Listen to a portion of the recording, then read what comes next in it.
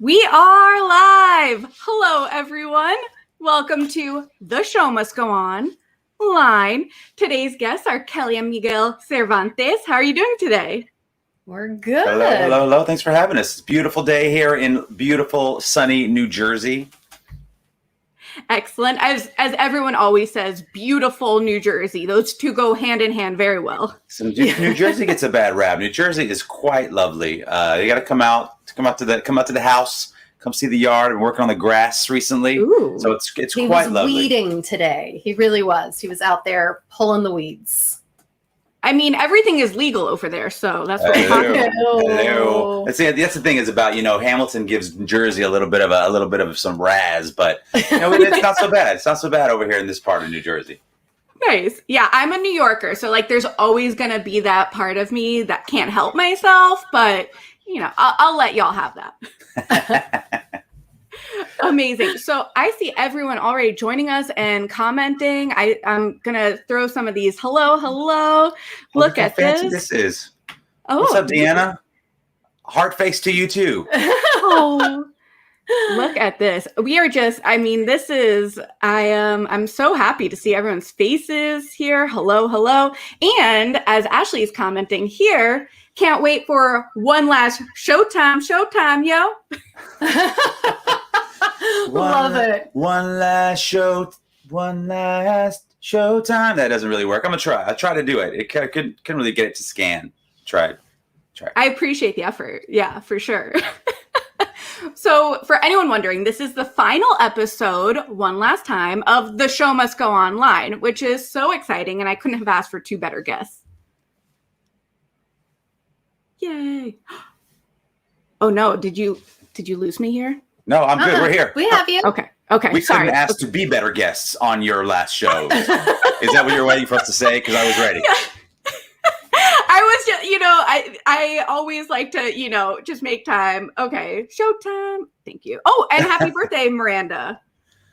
Yes. Oh, is it Miranda's birthday? Miranda, happy birthday. I didn't see that. We have Miranda's birthday and I believe Emily's birthday today. We are just coming in here with so many exciting things going on. Events. Lots of events today on May 27th. Thursday, May 27th. A lot of events.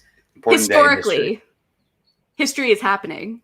Heyo. So now that we have set the ground rules and everything, and everyone knows the energy that's going to be on today, let's start at the very beginning. A very good place to start. And let's hear both of your origin stories. What got you into theater and writing and singing and blogging and podcasting and all that jazz? Okay, yeah, well, okay, I'll do. You go first. I'll do the abridged version. I'm from Dallas, Texas. I grew up in Dallas. Started acting as a kid in musical theater. My mom took me to an audition, and I got a part in the show called Babes in Toyland in Garland, Texas. If you ever seen King of the Hill, that takes place in Arlen, Texas, which is made from Garland, Texas. It's just like that. Not just like kind of anyway. So then I was a kid, in theater, gave up sports and that stuff, and sort of went to high school as a dancer. Kept doing theater with the children's theater out there, and then went to Emerson College. They came and offered me a scholarship to go to Boston, and so I said goodbye to Texas, went to Boston, musical theater degree at Emerson. Beautiful city, amazing town. Emerson College these days is nothing like what it was when I was there, but I had an amazing time in Boston. Came out of college thinking I was just the hottest stuff since anything, the hot. Can we curse here? Don't curse. No, I won't curse. So no, I'm not allowed to curse. Mama's putting the foot down on the thinking language. I was hot stuff coming out of college, and I sort of crashed and burned in New York. I had an agent. I was in the union, and still just sort of fell apart. My first go around in New York. Then September 11th kind of happened right when I was there the first time, and ended up back in Texas for a while, working on cars and trucks for a car accessory store, like you do with your musical theater degree, and. Naturally, the progression, right? And then sort of found myself back in Boston, where I kind of started over. I got to do a show called Bat Boy the Musical, and it was the first production of Bat Boy outside of New York after they remounted it off Broadway after September 11th. So we got to do it in Boston. I got to meet Larry O'Keefe, and then Larry O'Keefe asked me to come to New York to do the show called Cam Jansen at TheaterWorks, and I got to do that show, which is a cool little show that over there at the Lambs Theater. And I met this guy, Vadim, who happened to be the music director for this little show called 25th Annual Putnam County Spelling Bee. And he was like, hey, you should come audition. I think you'd be great for Chip Tolentino. So I auditioned for like James Lapine and Bill Finn and all of these people. And I got the job on the tour, which was unbelievable. That's where we met. Just before that, the tour for a year. They asked me to go be on Broadway for 1 week. It was so anticlimactic because they'd already been running for 3 years. Yeah. And I was like, yeah, my Broadway debut. And everyone was like, yeah, stand there, go over there. Don't get in the way. I was like, oh, okay, sure. No problem. That's what I'll do. And so then I got to do that. And then, the actor's life, unemployed, restaurants or whatever. And then American Idiot came along and I got to be part of American Idiot with Green Day and that whole thing is so amazing. It was like just what you want it to be, like the workshop life of building a show from nothing and getting to see it come to fruition. 1 whole year later, it closed and out of a job again. And then I did the same thing with If Then with Tom Kitt, Brian Yorkie, Michael Greif. And we did that show all the way up through production workshops, 1 whole year on Broadway, and it closed. And I thought, well, that's been amazing. I've had 3 Broadway experiences. Maybe it's time to do something else. She was working. Her job title was Sugar Mama. She was working, making money, and I was trying to keep the house clean and, working on the yard, taking care of the kids. And I thought, maybe this is time to do the next thing. Maybe it's teaching. Maybe it's focusing more on TV and film, writing. Maybe, I don't know. And maybe that's, at this point it's because we wouldn't see each other. And If Then I was going into town at night and she was coming home at night and it was literally trains passing. So I thought maybe on to something else. Then I would say, and I literally said the words, unless Lin-Manuel calls and wants me to be Hamilton, I mean, I would do that, I guess. They wanted me to audition for SpongeBob and like Jersey Boys in Vegas again. And I was like, I just don't think that's really where I'm at anymore.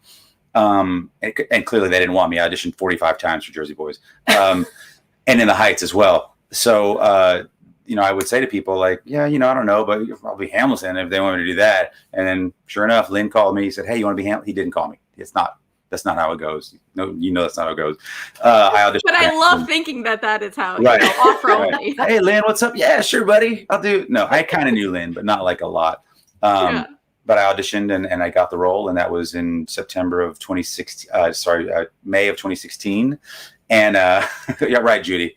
Lynn was listening out of the ether. And then that was 4.5 years ago, and it's been an unbelievable wild ride, and I can't wait to get back up on stage and get back to doing what we're doing, because it's been a crazy year, for lots of reasons, for lots of people, but it just feels like we're almost there, and that this is almost going to be behind us.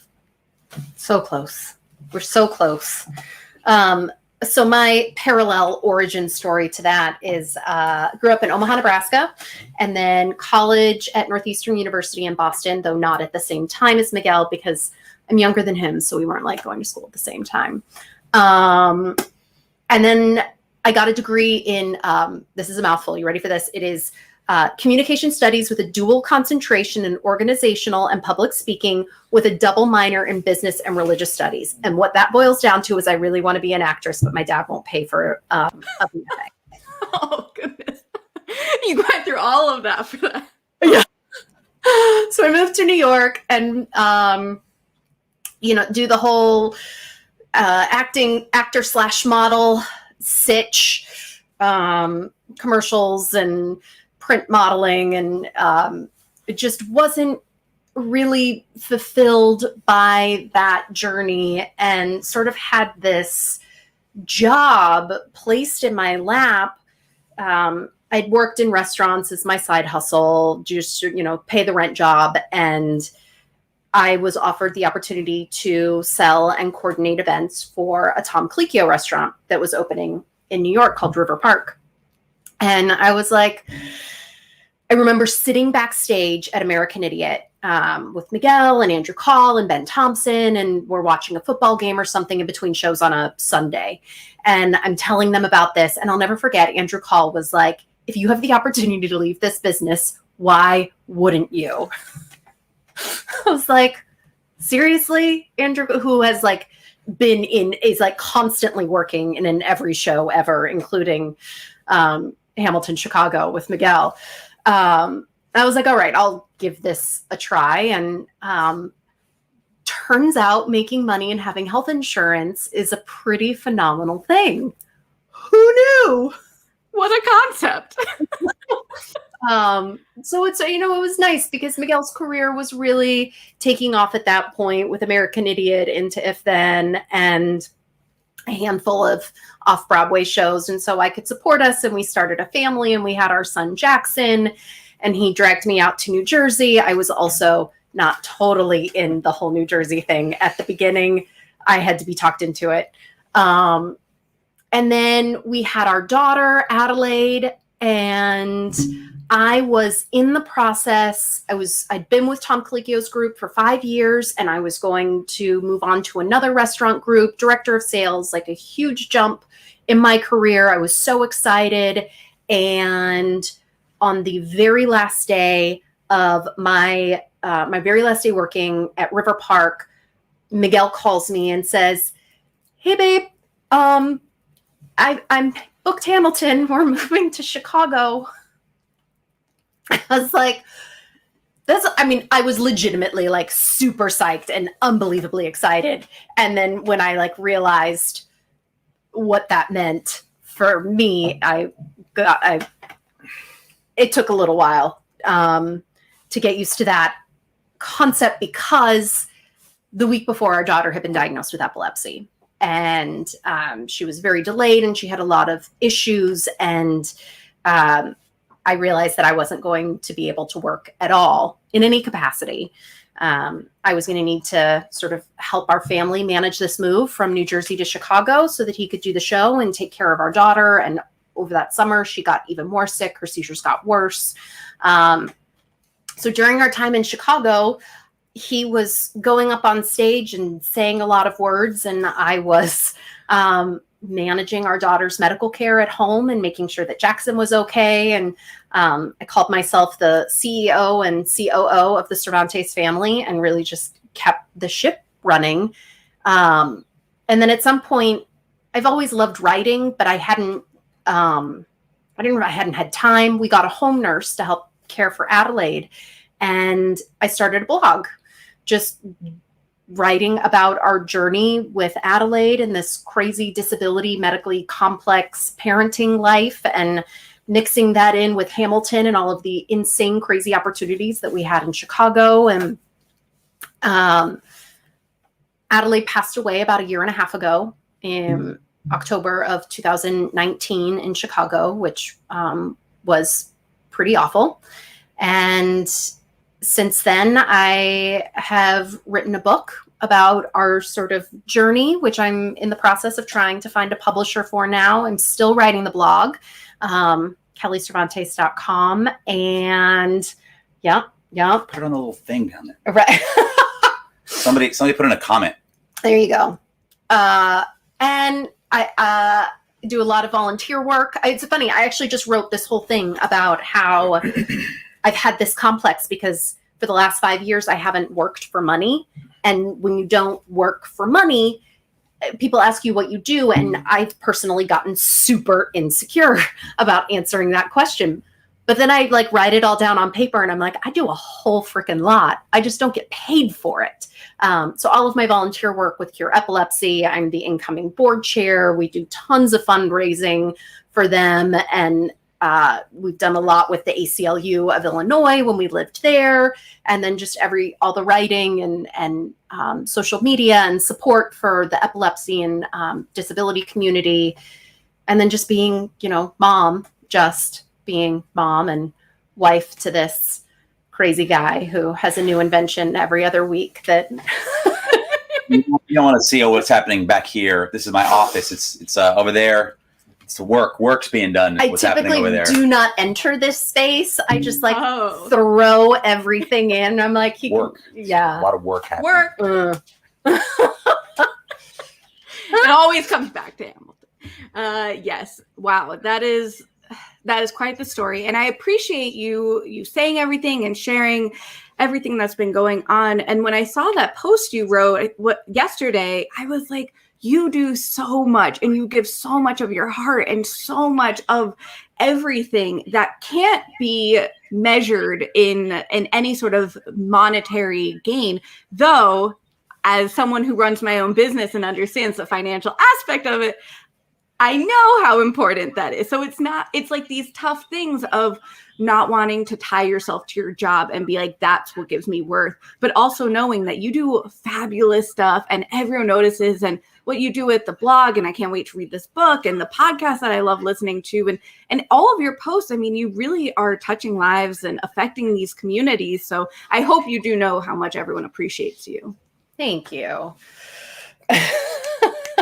I can only do it because this one is actually working. Well, eventually come September and making money, so that, I do realize how fortunate I am and how fortunate we were that I could be home with Adelaide and that I got that time and to care for her and to sort of figure out this next phase of life now. We really are quite fortunate. Hamilton was a gift in so many ways, right when we really needed it.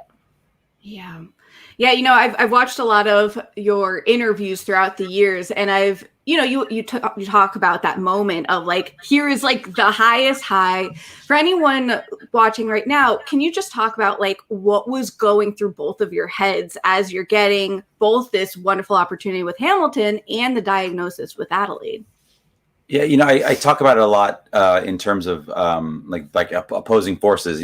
Like I say, imagine holding onto a comet in one hand and a parachute in the other hand, sort of being pulled. And there's no way to not go along for the ride in this Hamilton journey. I mean, it was dragging our family along in this unbelievable way. People say a lot, well, what did you feel like when you got that job? Like, how did it feel? And I said, I don't know. What do you think you would feel like if someone called you and said, hey, you just won the lottery? What would your exact feeling, like, disbelief? Is it, now what do I do? Like, how is this actually going to affect our lives? There's a lot of, it's tears and crying and screaming. But in my case, I said, all right, what does this actually mean for us in terms of how it's going to shape us? And with this thought of, and now we are going to have this other thing happening simultaneously. And at the time, we didn't know how difficult it was going to be. We didn't understand what was happening. There were lots of questions, and our lives were filled with sort of hope that it would not end up the way it did. And that hope started shifting sometime in the middle of the time we were there to something else. So you can imagine,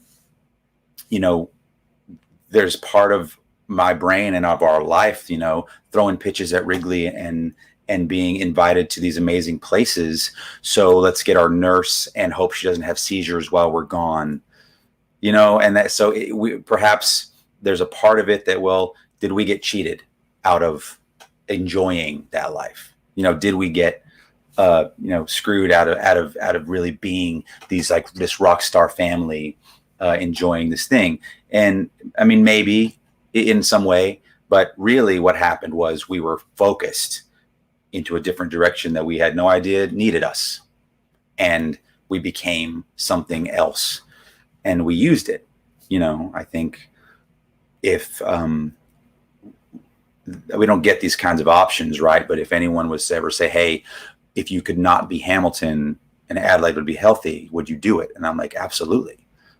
All day long, like, without even questioning. But those are not the choices we were given in life. And so we had to sort of take what we had and move it in that direction. And hopefully someone's life will be better because of it. And not because I was a good Hamilton. I hope people think I'm good. I hope that that's the case. But more importantly, that the work that we were able to do and the message that we were able to give can do something good or do something out in the world that wouldn't have gotten done before, I mean, I will also say you are a fabulous Hamilton. I'll always sing your praises. I agree, but I think I'm biased. Well, thank you. Yeah. I mean, we'll just put that, on a shelf right here. Like, we'll have to see. It's been a year and a half. I got to get back up there, see what's going on in here. I don't know. Woof. I feel sorry for those wardrobe people, man. There's going to be some serious costume. No, hold on. The New York Times already called us all fat. I was going to say, I don't we all know it. Listen, I'm not saying it's not true, but I'm not saying that that's not the case. I'm just saying you don't need to put it in print.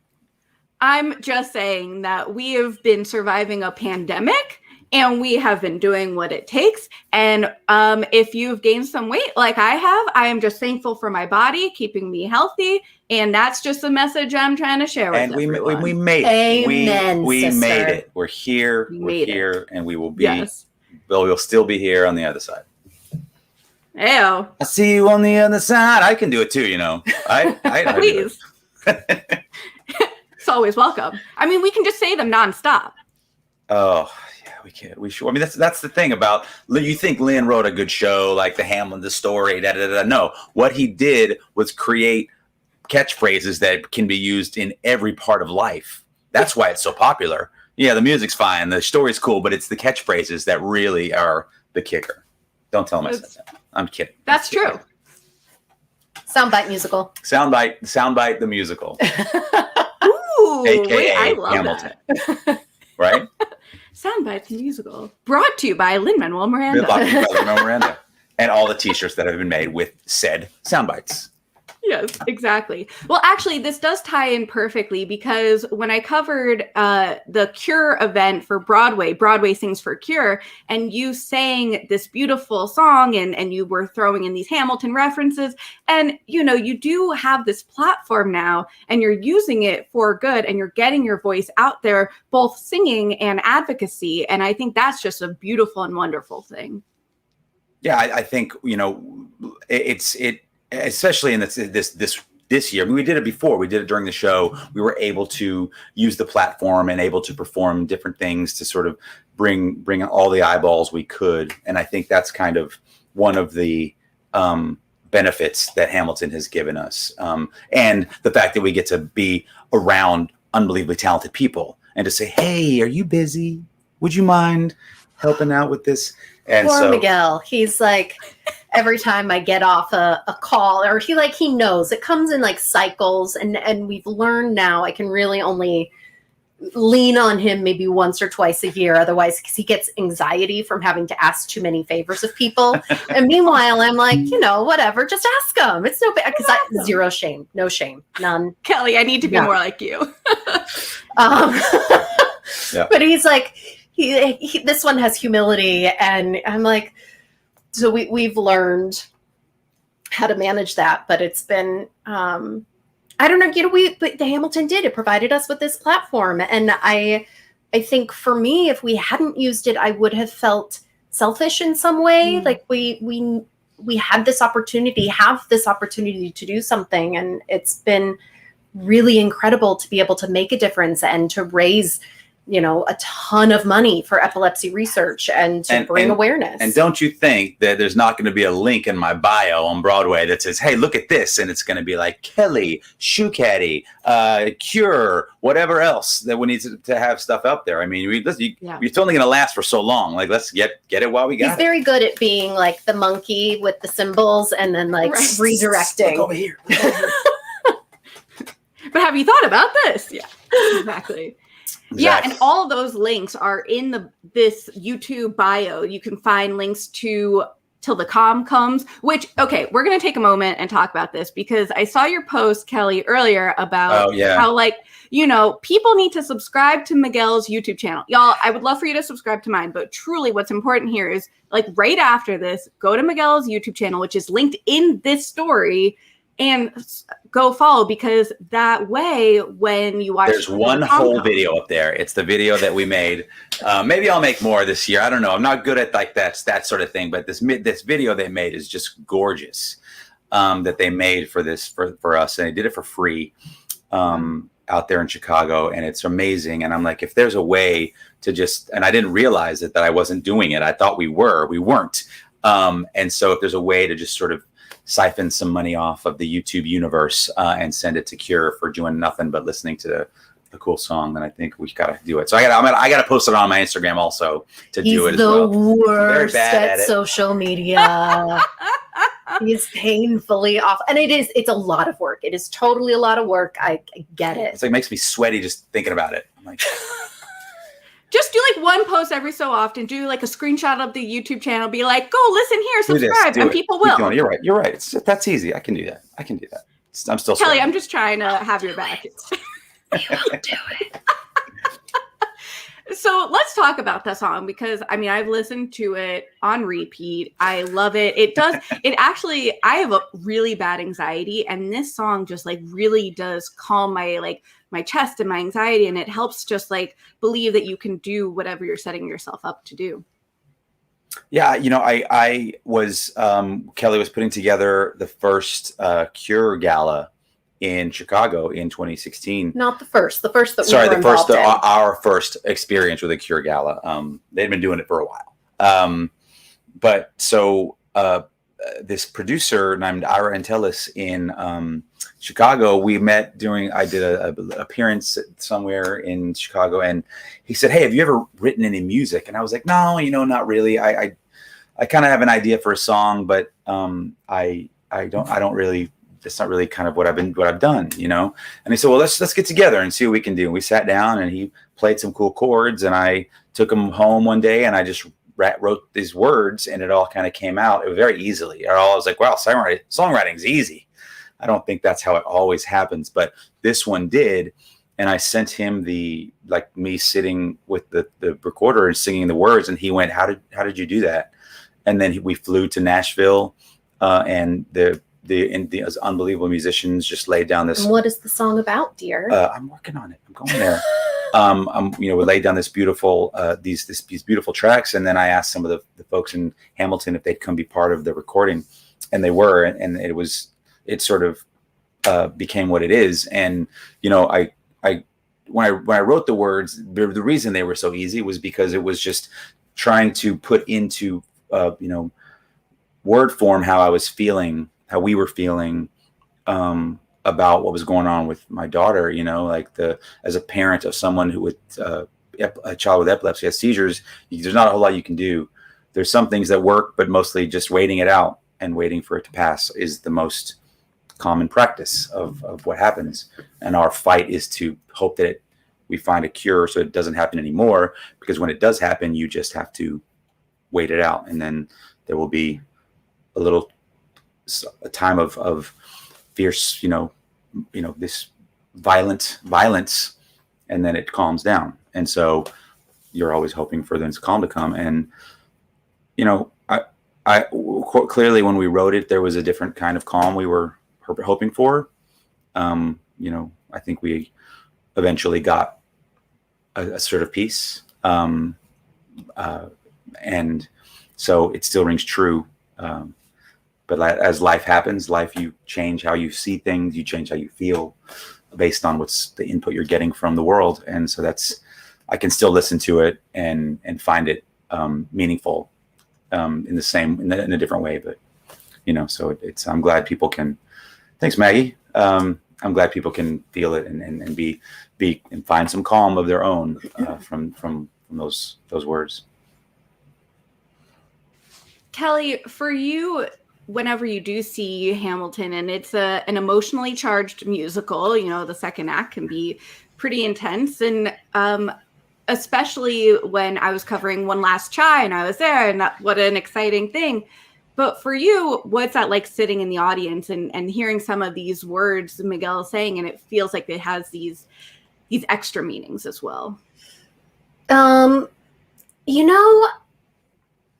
I think I remember the very first time I saw Hamilton, he surprised me with tickets for our anniversary. It was like late September or early October, right after they had first opened on Broadway.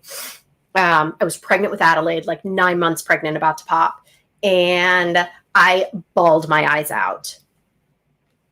I don't know that I have cried. I think I cried once or twice after that. And I've seen it. don't mean to be like braggadocious here, but I've seen it a lot. I think Maggie's got you beat though. Maggie I think is Maggie's out. Maggie knows what's up. What's your number? I'm curious. How many times? I don't know. I used to remember, but it's over 20. Okay. There would be long periods where I wouldn't see it just because of the kids, and it's not. So over 4 years, I feel like that's a respectable number, but pretty nice. But it doesn't. I think maybe it's because I see Miguel up there. After Adelaide died, I went and saw the first performance that Miguel did going back. Yeah. Just to sort of be an emotional support. We had no idea how he would emotionally handle doing the show, that first show back. And it actually wasn't Quiet Uptown. It was Dear Theodosia that got me during that one. And then,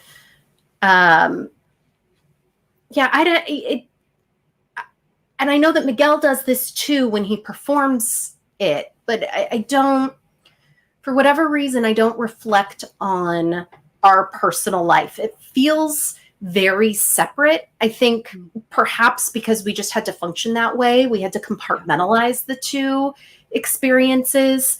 So I just am able to enjoy the show. And also we know everyone else in the cast, obviously. And so it's just fun to see our friends up there performing and celebrating their talent. And so it for me, it's not that emotional, visceral experience, which I suppose is not the most exciting answer, but it is.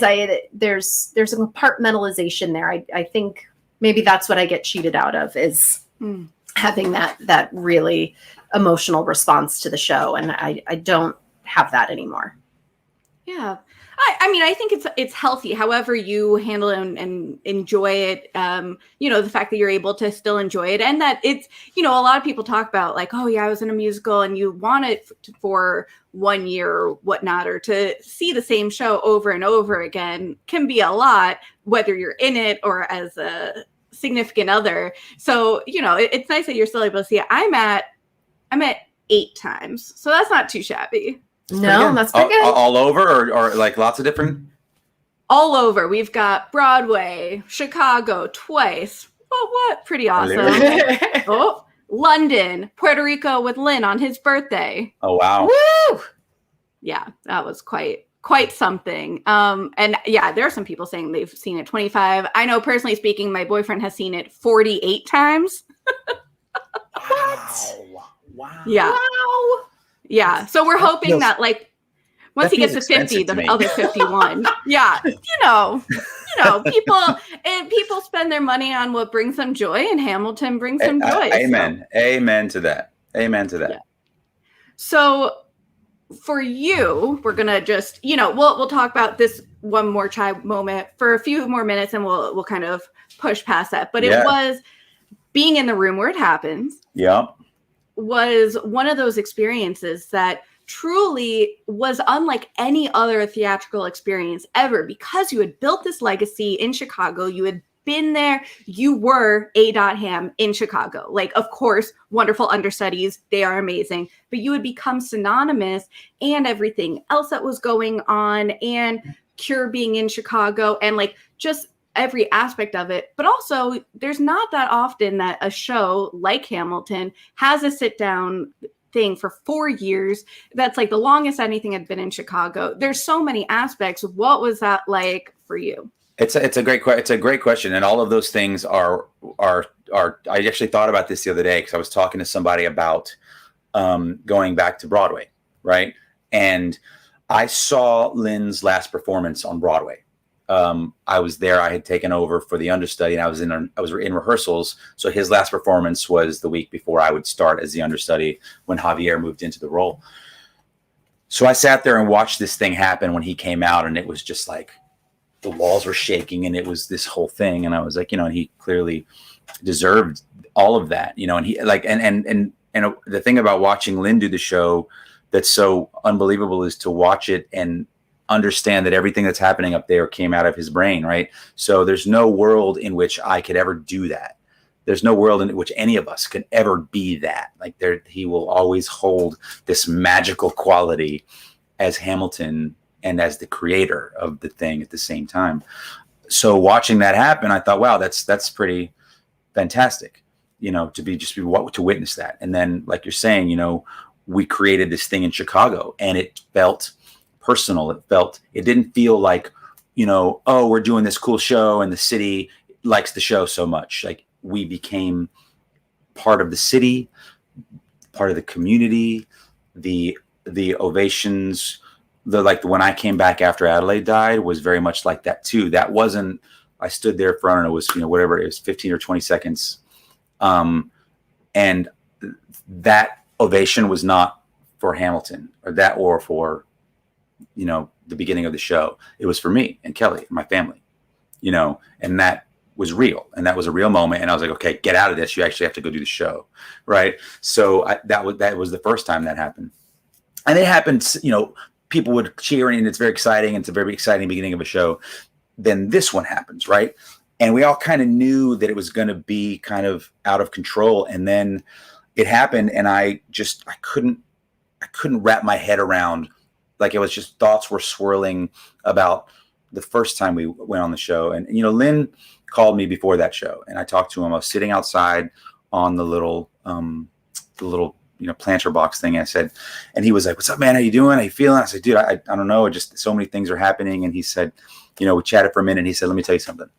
I don't remember any opening nights. I just don't. They're all there, but there's nothing specific about very many of them. I remember all my last shows, every single one." He says, because there's the nervousness of doing the show for the first time has faded, and now there's a different energy. And that's true. Like, I remember so many things about that show and about specifically that evening, and things that I felt and things that happened, and that ovation. I stood there and I kind of laughed for a minute. And I looked around, and I thought, I have to shut this down soon, because we have to continue the show. But it was like 45 seconds, which on stage is an eternity. And it was such a beautiful closing to the life that we had created there, as the cast, as the family, as the show, as this family, as this of our story there.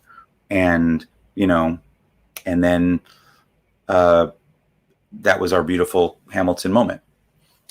And then, you start on Broadway, you're going to do this thing, you just jump on the train that's moving along, and it'll be very exciting for us, but it'll just be Hamilton again. For everyone else, not so fast. Now, September 14th will come, and there's going to be this whole other story that's being told. And so I will hopefully be in the place, in the room where that happens again. And this one will have nothing to do with us. It will have to do with everybody, everyone in that theater, everyone that's ever set foot on a stage, everyone who's ever been on Broadway. Like, that's what that energy will be. And so, and I will be there for that one too. And so it's really, it makes me kind of all emotional just thinking about that. Like, those are singular moments in life that just doesn't happen. And we're going to be able to do a couple of them, So exciting. I prepared something that I had filmed, and I'm going to share with everyone. These are the final curtain calls at One Last Chai. Take a look.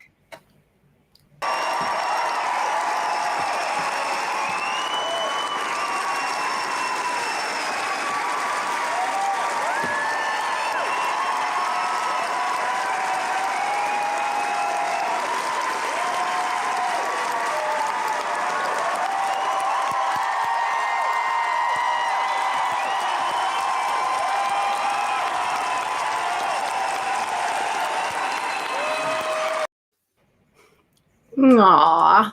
See, like, I'm all like verklempt over that's like, oh man, yeah, it's beautiful. It's an amazing, and then that's not even over. Like, we're still there. We're still going to be part of it. But that Chicago experience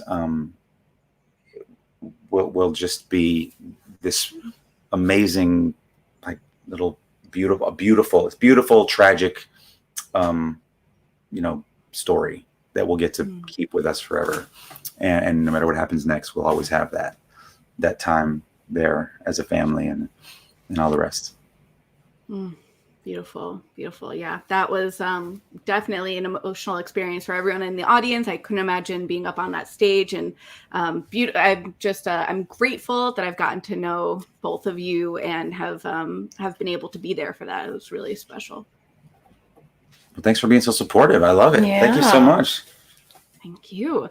So, we've got Lynn saying, not Lynn, Manuel Miranda. Lynn. I was there and so blown away by the affection shown to Miguel and all. So true. You could just feel the love. Yeah. I mean, it was electric. It felt like a rock concert. Yeah. Like it felt like the Rolling Stone. I've been to a Rolling Stones concert. I don't know what the equivalent is, but it felt like the electric energy rock. Like it just, that doesn't happen in musical theater. I mean, not often anyway. That's what happened when Lynn went on stage, and we are not Lynn. That is not who I've never thought. We developed a really special relationship with that city, with Chicago, and it was really difficult to leave. And when we were coming home, we were coming back to New Jersey, back to New York, where we had lived prior to going to Chicago. But it was that city had supported us and been with us through 4 of the most beautiful and difficult years of our life. And there will just always be such a special place in our hearts for that city. We loved it. Yeah, it showed. It really showed that there was a whole community. And Derek from Chicago saying, "We miss you in Chicago." Oh, thanks, Derek. Thanks, Derek. Yeah. So I was thinking this might be a nice time. I know you've got your guitar. Maybe we'll hear a little something. How did you know? It's just sitting right here. Just right there. Just a little guitar here. We'll scoot out of the way here. I'm taking requests. What am I going to sing right now?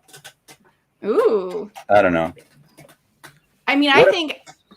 Yeah, no, please. No, it's like, I think I'm going to sing 3 songs. 3 songs for you right now. 3 Hamilton songs. All in one. You ready? You have a line here, though, so I'm going to point to you for you have your line. I think you're going to do very well. Ready? Well, the word got around. This kid is insane, man. Took up a collection just to send it to the mainland. Get your education, don't forget from what you came. And the world's going to know your name.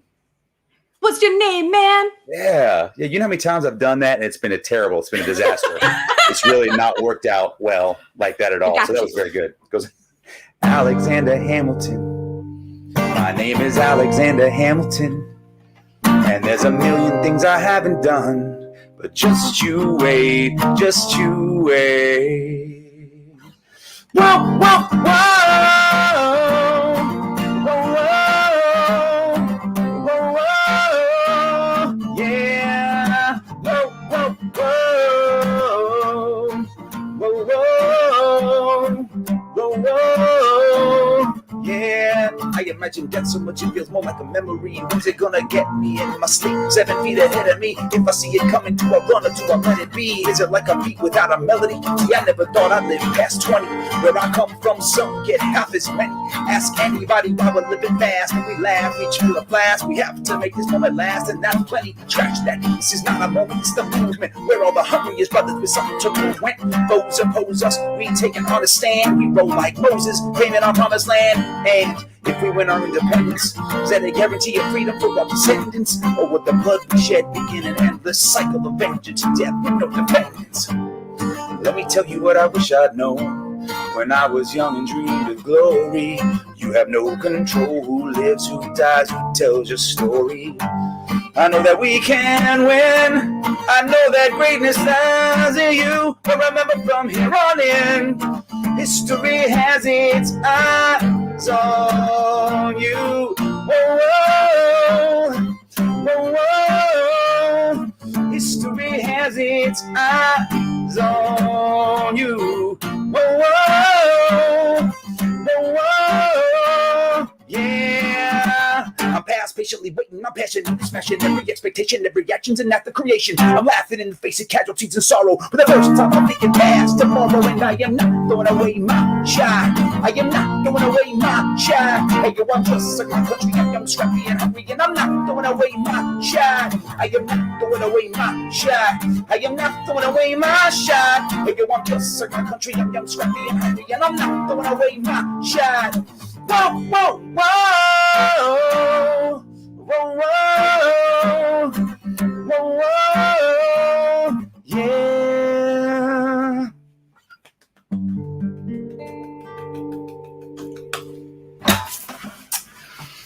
So that the official title of that song is A Ham Jam. You jam all the Hamilton songs together into one song. Because, you know, funny fact is that Hamilton doesn't really sing very many songs by himself in the show. He sings with a lot of other people. So that's the way to do it. You are getting all of the love here. Right?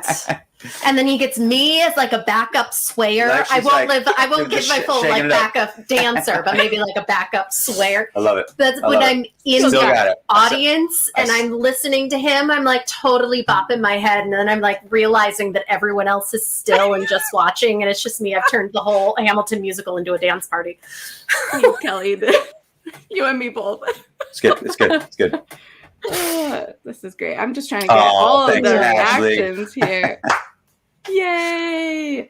This is amazing. Yeah, actually, Lisa and I and a few other friends were there at One Last Try together, and we were just holding on to each other, and like it became kind of a dance party. We didn't sing, don't worry. We saved that for all of you, but you know, we were all had to. Well, yeah, you know, the cool thing about that show is that performance is, I think, although oddly enough, there were some people who I talked to that was their first time to see the show. They'd never seen it. No way. Yes, I thought for sure that no one in that audience had ever had not seen the show. That everyone there was like coming because it was the last show. And I talked to a couple people. They're like, "Yeah, it was great. That's my first time." I was like, "That's not usually how it is, you know. That's actually not." You're gonna be so disappointed when they see it again. I was like, and the last thing I said, you know, I'm like, Eliza, my love. What are the words at the very end? And when she comes in, boom. What do I say? See you on the other side. I'll see you on. Do I say? Is that what I say? Do I say that? I'll see you on the. My love, take your time. Oh, that's it. My love, take your time. I'll see you on the other side. Right? That's it. Is that what I say? Let's say that's what I say. Okay. It's a good thing we're going to rehearsal, right? And I waited for. I mean, it felt like a year. And the guy, because I started crying. That was the first time I had really started crying because I knew that was like the last thing I was going to say on that stage. And I was like. And the guy in the mat and the sound booth, he's like, "Yeah, I heard you crying, so I turned your mic up." I said, "Thanks, buddy." He's like, "I knew it. I loved it. It was great." I said, "Thanks." And so I was like, I usually don't wait that long. And, you know, that's not usually how it goes. Wow. Oh my goodness. That's amazing. I love how he's like, "No, I got your back." And you're like, "Oh, I got your back. I'm just going to turn it up." I'm like, just snotting all over the place. Like, yeah, no, it was good. It was great. Yeah. So have you been singing Hamilton around the house, Kelly? Do you have to like be like, "Okay, babe, we get it," or are you singing it at all?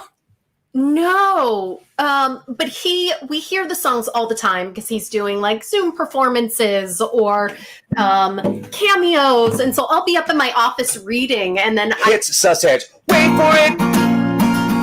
I am the one thing in life I can control. Or la da da da da da da da da da da da da da da. Or other greatest hits like there are moments that the words don't reach. There are times to as high on as high as you can. Right? What other ones do I do? I don't know what else I do. I think that's it. Maybe there's. Oh, yeah. And then, nope, that's not it. In the eye of a hurricane, there is quiet for just a moment. A yellow sky. So I've had to actually remember all the words to these songs when I do these like concerts. But his guitar playing has gotten significantly better during the pandemic, I will say as well. Wow. Also meaning it wasn't as good before. That's what she just said. Yeah, we're hearing. We've had a lot of practice. Oh, thanks. Someone said Derek's cameo. What did I do? Yeah, we did a little, so the Showtreons, the BUA Show Patreon squad, who are amazing and support, and they're all here. Yes. We were trying to think what would be a good birthday present for Derek, and we're like, we know, a Miguel cameo, Oh, and that's you right. blew us all away. That's awesome. Really cool. Now you know my tricks, my cameo tricks. Yeah. Y'all, book him. It's worth it. You'll be very happy you did. Amazing. So I want to quickly talk about everything that, we've got here. Shoe Caddy. Oh, look at that. Oh, With yeah. the visual aid coming in hot. A little show and tell, if you will. Show, it's right. Ooh, yes. So is it in there? Do you have the little thing in there?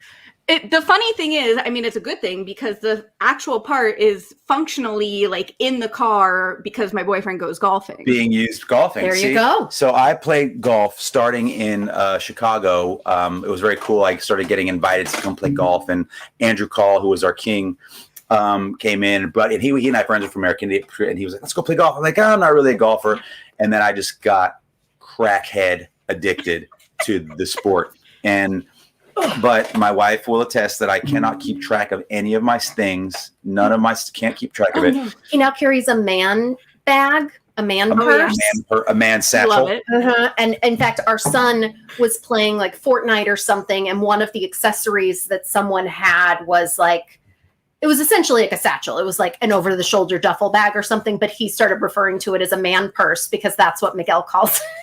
True. Let me tell you something, though. It has changed my life. I didn't realize how much anxiety I was having because I never knew where my wallet was. It was probably in the pants from the night before, and my keys were probably somewhere where they might be. We had enough anxiety this last year to go around. Like, we all had enough anxiety just going outside at all. Didn't need to add any more. And I got this bag and started putting my stuff in it. Man, like life-changing. Like, I was like, why did I spend my life? Anyway. Who would have thought? So yes, a merce. You're right, it was a merce. So I did the same thing for my golf accessories, but in 2018, and I drew it out. Where is it? Oh, shoot. I drew it out on a napkin and took it to the Hamilton wardrobe people, and with a hair clip, and I actually found it over here the other day. A hair clip and some fabric made the first shoe caddy. And so here it is. Like, it's this little pouch. It's like this little pouch. You put your divot tool right here in there. And then you put your ball marker on a magnet in the front, and you've got your T's right here, right there. See that? And then it clips onto your shoelaces because you use all that stuff on the ground anyway. Hello. Oh, cool. And so that's my side hustle for the pandemic. And so we just boxed up about 1,500 of them to send to Japan. I've got another few hundred sending out to different organizations for tournaments. Why is my light moving? My light's going back.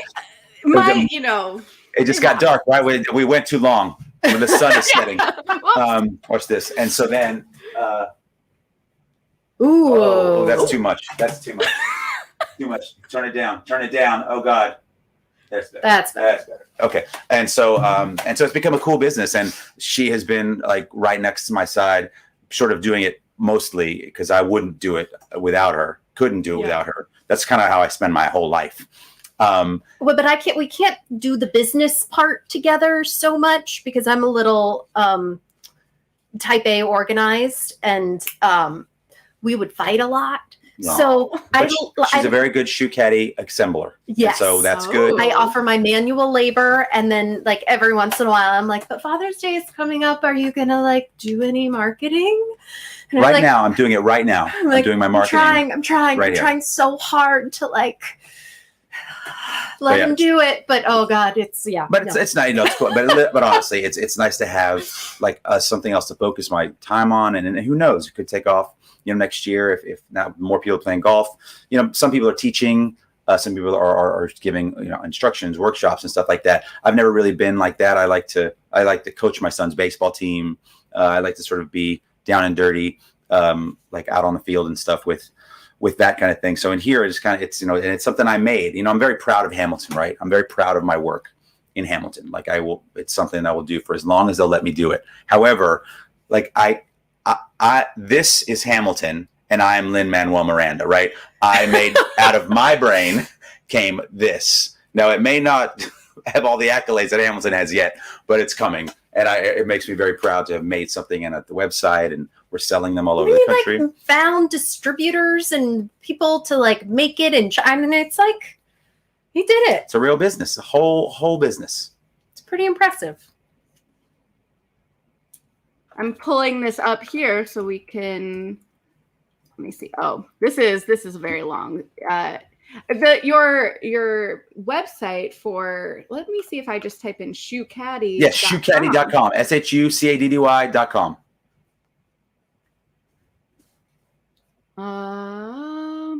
Let's go.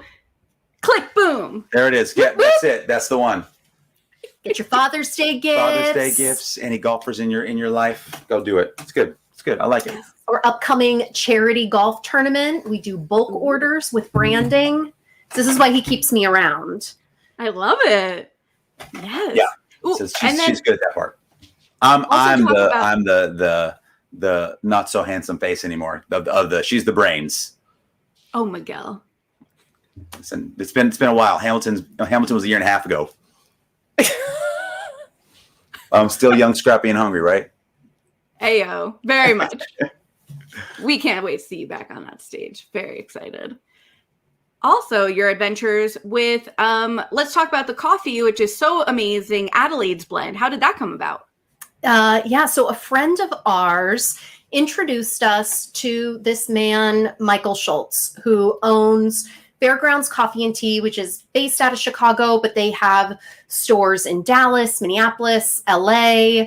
And then he also has like in businesses, like corporations, like if they have a coffee shop in their building, like his company does that. Yeah. So he's like big in that world. And we were doing our My Shot at Epilepsy campaign to fundraise for epilepsy research for CURE. And he was like, well, you can do a shot, you can take your shot, or you could do like a shot of coffee. And so he came up, he said, what I want to do? I want to make a kind of coffee called Adelaide's Blend, and his team designed the bag, and he found the roasters to make the coffee beans, and you can order it online on their website, on their app. You can go into the stores if you live in one of those cities, and 20% of the proceeds from every bag go back to CURE Epilepsy, which is super exciting and just this fun way that we can give back. And I love opening up a bag of coffee in the morning that has our daughter's face on it. It's pretty cute. And the coffee's actually really good. Like, I was a little bit nervous the first time we tasted it. I was like, oh crap, what if this sucks and we're going to have to like sell it anyway? But it's actually like really good. So it worked out. Totally. Yeah, I'm a coffee fiend. I love coffee and I love it. I got 2 bags when I was there in Chicago, and they're back home in New York, or else I would also show and tell that here. I can't wait to drink. Well, there's new bags now. We updated the bag, which is fun. It has little ladybugs on it in honor of our Ladybug. So yeah, we've the support that we have had around us with Adelaide and with CURE. That's our dog snorting on the ground. Sorry about that. Limbo. It's so funny he's not here. My pup usually makes a cameo and he'll start barking about. So all dogs are welcome. Yeah.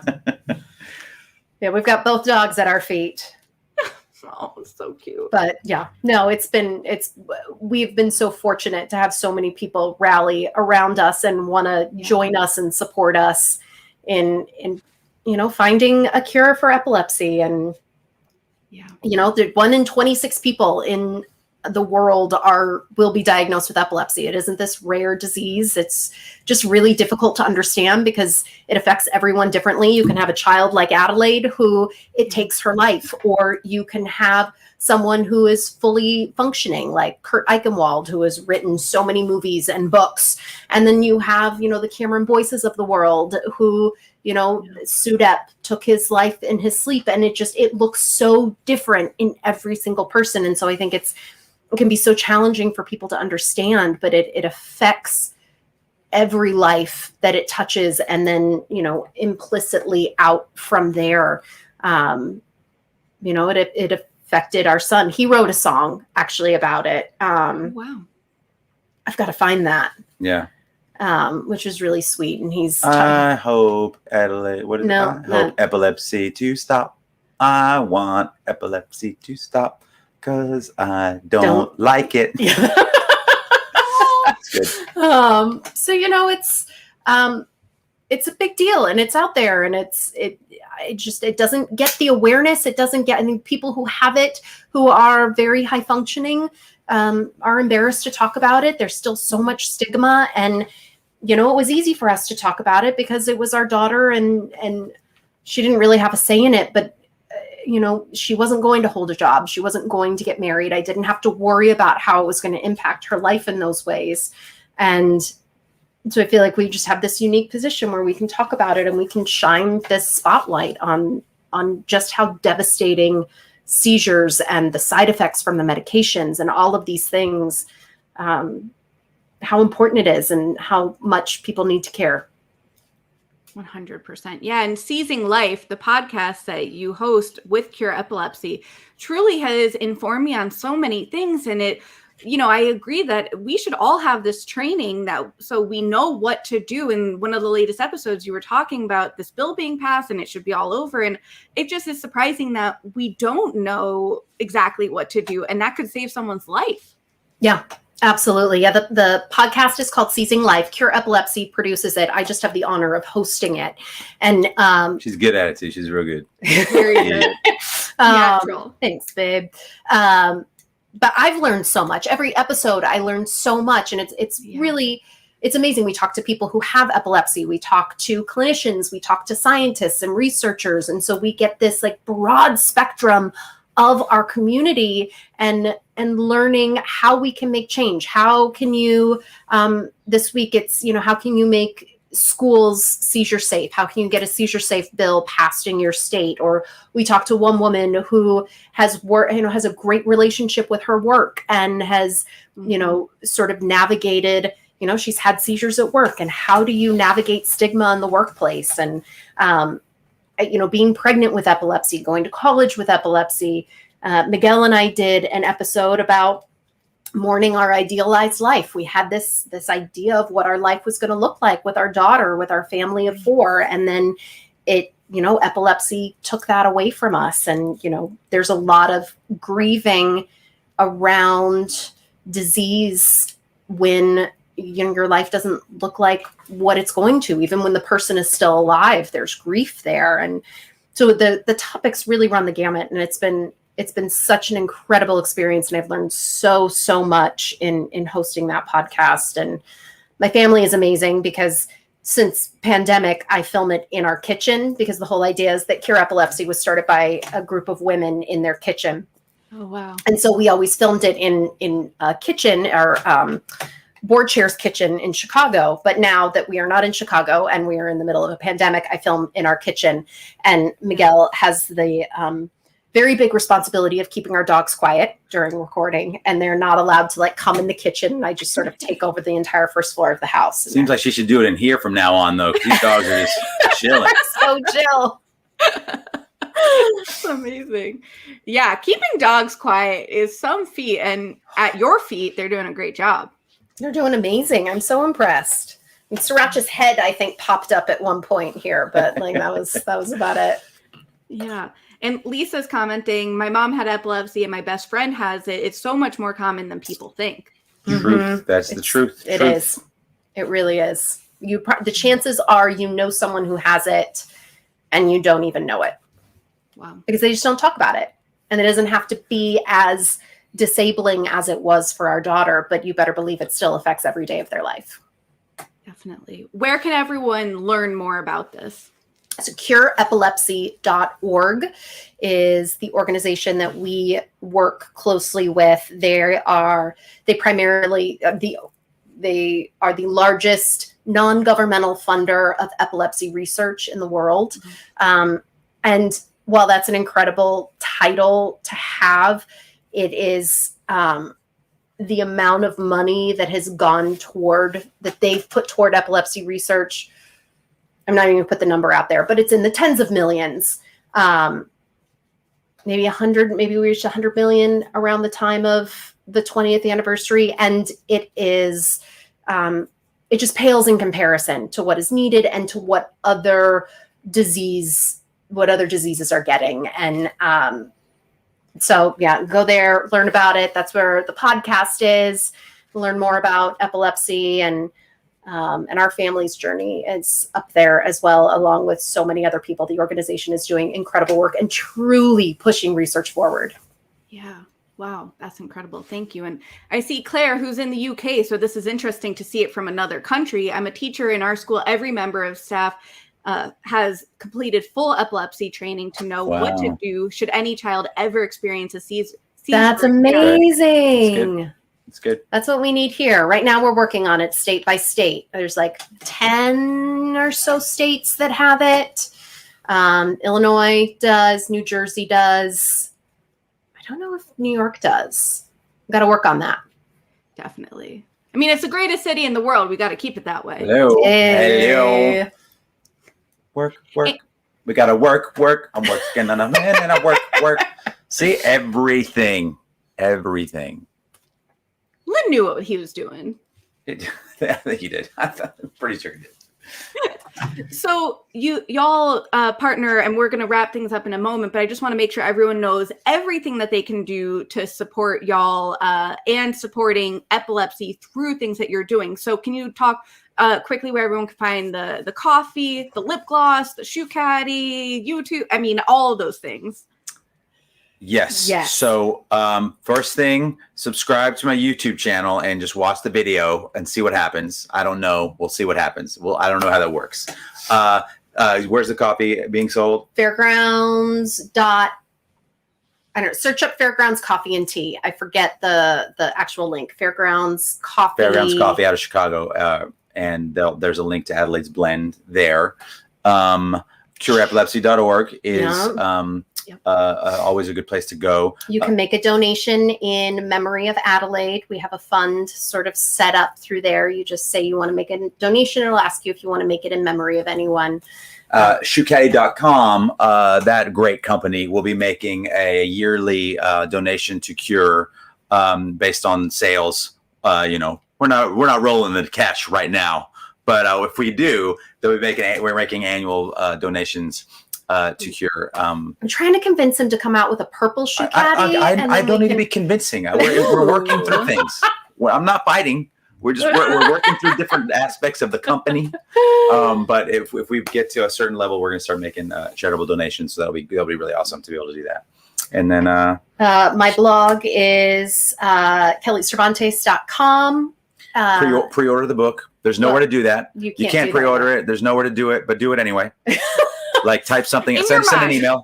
Fingers crossed. If anyone knows a publisher who really wants to buy my book, send an email to some blah blah blah publishing. Say I'd like to pre-order Kelly's book. Yeah. They're gonna ask you what you're talking about. Just go with it. Just keep going. Hey, at the Drama Bookshop, I'm gonna manifest that we can buy it at the Drama Bookshop in the near future. There we go. Okay.